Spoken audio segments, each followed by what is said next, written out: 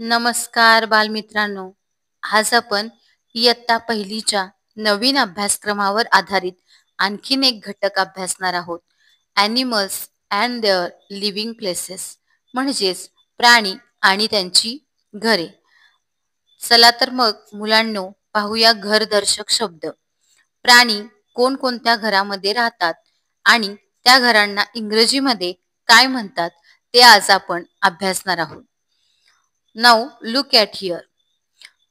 The first picture is home. Man lives in a home. म्हणजेच माणूस घरामध्ये राहतो. होम म्हणजेच घर. यानंतर पुढील चित्र पहा. Tiger lives in a den. म्हणजेच वाघ गुहेत राहतो. टायगर म्हणजेच वाघ आणि डेन म्हणजे गुहा. Now look at here. Cow lives in a cow shed. गाय गोठ्यात राहते. काऊ म्हणजेच गाय आणि काऊ शेड म्हणजेच गोठा. Now next picture. Bird lives in a nest. पक्षी घरट्यात राहतात. बर्ड म्हणजेच पक्षी आणि नेस्ट म्हणजे घरटे. Duck lives in a pond. बदक तळ्यामध्ये राहतात.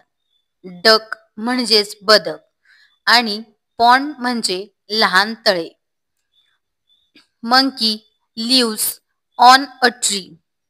माकड झाडावर राहते. मंकी म्हणजेच माकड आणि ट्री म्हणजेच झाड. Now look at the next picture. Bee lives in a beehive. म्हणजे मधमाशीच्या घराला पोळे म्हणतात. बी म्हणजेच मधमाशी आणि बिहाईव्ह म्हणजे पोळे. The living place of spider is a web. Spider म्हणजेच कोळी आणि वेब म्हणजेच जाळे. कोळ्याच्या घराला जाळे असे म्हणतात. तर मुलांनो, आज तुम्हाला प्राणी, पक्षी आणि त्यांची घरे कोणकोणती आहेत हे समजलं असेल.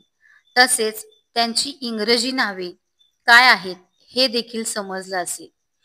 हा व्हिडिओ तुम्हाला आवडला असेल तर लाईक करा, तुमच्या इतर मित्रांपर्यंत शेअर करा आणि अशाच नवनवीन व्हिडिओसाठी चॅनलला सबस्क्राईब करा. थँक्यू.